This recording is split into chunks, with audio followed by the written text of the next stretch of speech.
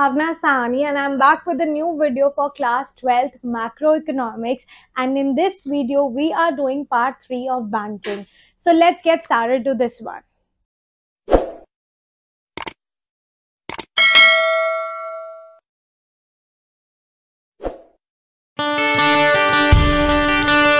आज की वीडियो में हम पढ़ने वाले हैं कि इंडिया का सेंट्रल बैंक कौन सा है.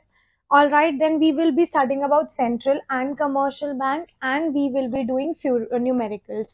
ठीक है, अब commercial bank के बारे में, commercial bank के functions के बारे में we have already done in our previous video and in videos का link नीचे description box में है. अगर आप लोगों ने अभी तक नहीं देखा है, kindly see it. So let's start with our first topic, that is the central bank. See, central bank is the apex body. Apex body का मतलब होता है कि जो central bank है हमारा वो supreme body है. It has the highest authority as a bank. अब central bank करता क्या है? It controls, it operates and regulates and directs the entire banking and monetary structure of the country. मतलब पूरे country के monetary structure को और banking के structure को control करता है, operate करता है, regulate करता है और direct करता है. ठीक है, अब सेंट्रल बैंक जो है उसके पास टॉप मोस्ट पोजीशन इसलिए है money and banking system of the country में, that is why it is known as the apex body.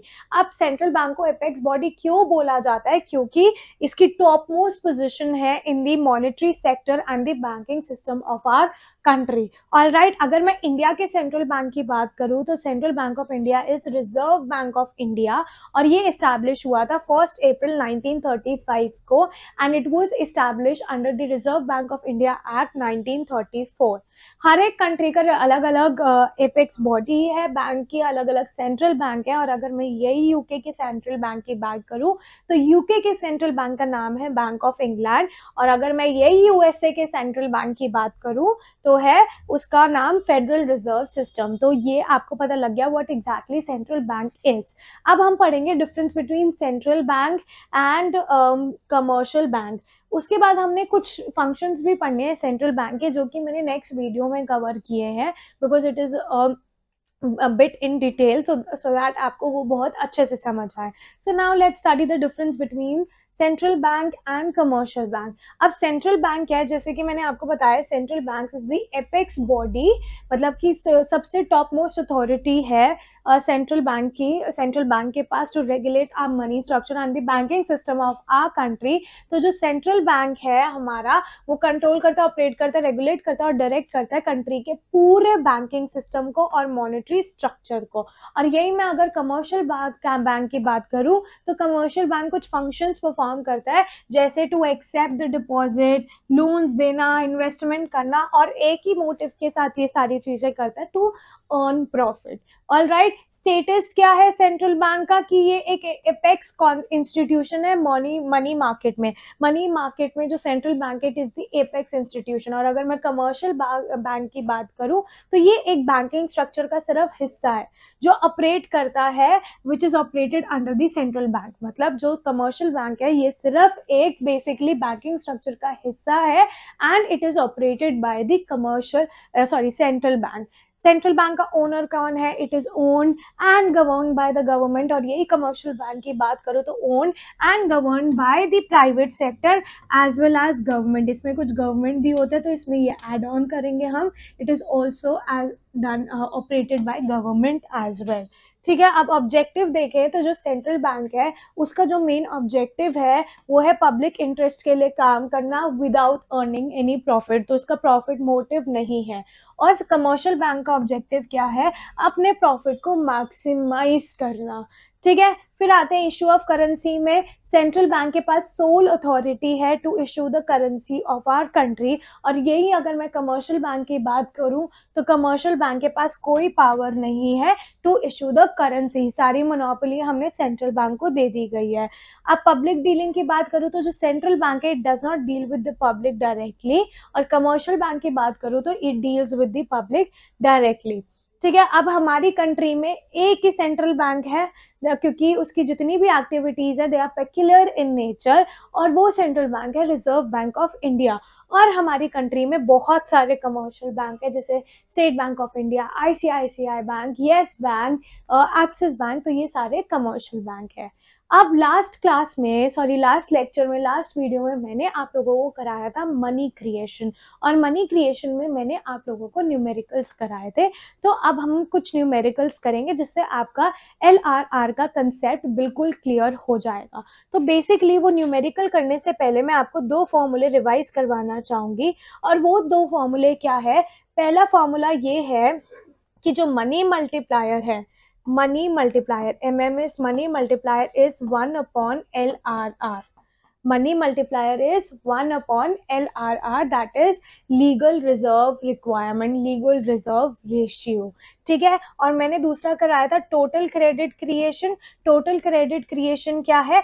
Initial deposit, clear, initial deposit into money multiplier. क्या है total credit creation? Initial deposit into money multiplier.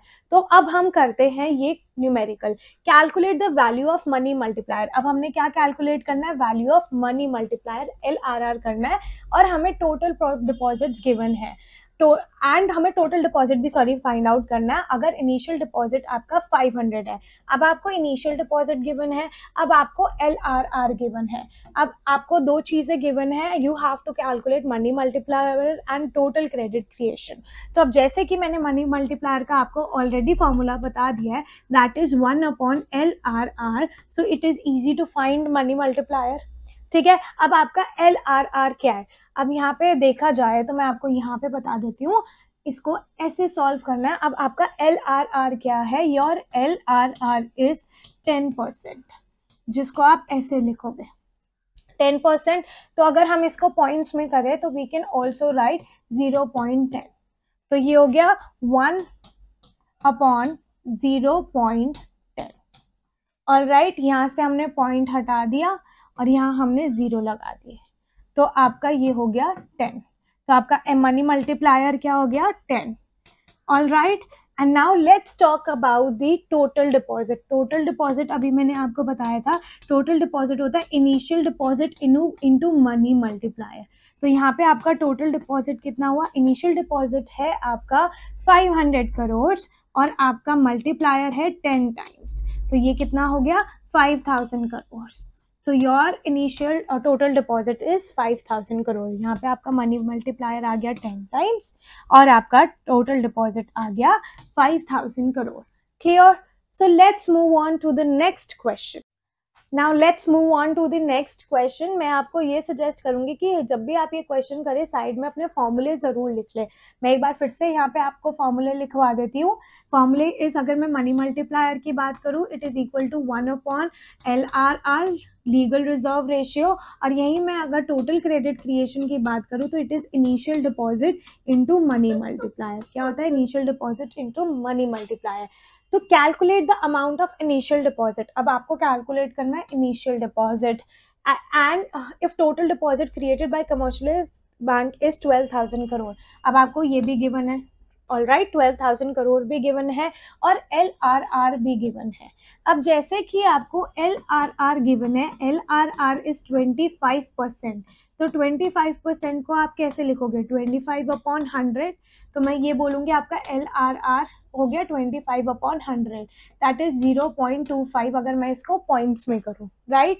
तो आपका money multiplier से आ गया 1 upon LRR, that is 1 upon 0.25।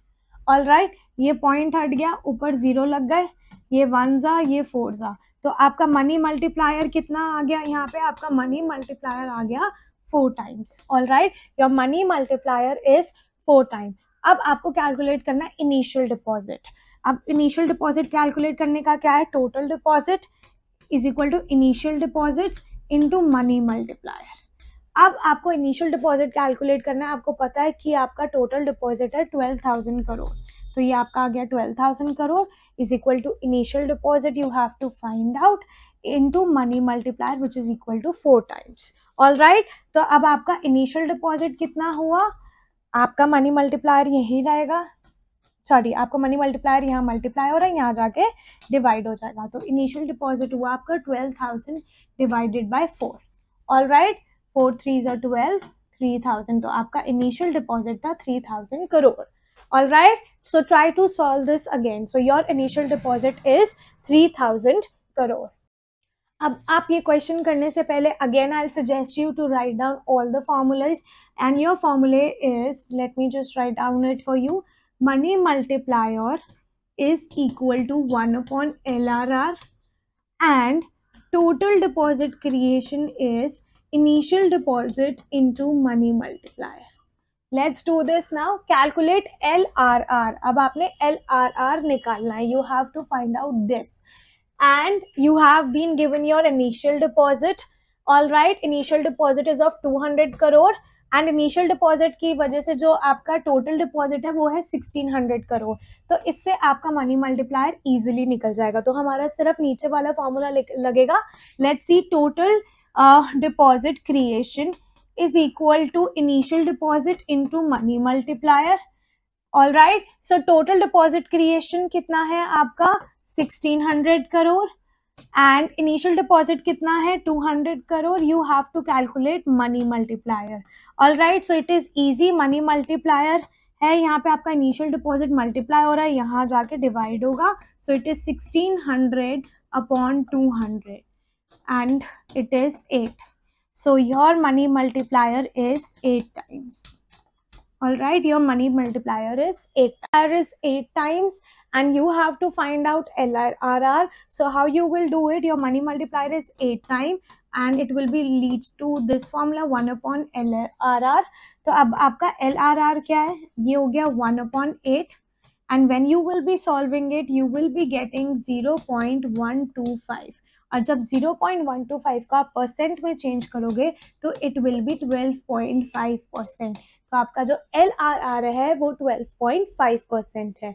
All right, now let's move on to the next question and our next question is calculate the value of money multiplier if the LRR is 20%. So this is very easy. आपने just money multiplier निकालना है.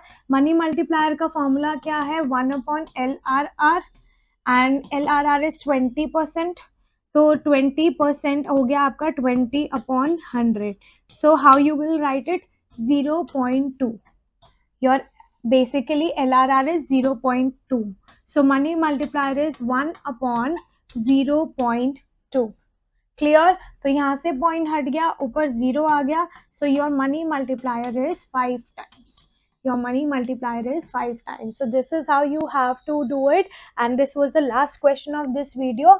अगर आप लोगों को समझ आया हो, so that's really good. अगर नहीं समझ आया, you can comment in the comment box so that I can give you more questions and I can solve it more questions for you in the video. And if you like my video, do not forget to subscribe our channel. Do not forget to ring the bell icon for the notification of my upcoming video. Moreover, for the notes of these chapter, you can reach us out on Instagram, Facebook and Telegram. And do not forget to contact us on the number given below for an online and offline classes. So I will be meeting you guys super soon in my next video. So bye bye everyone.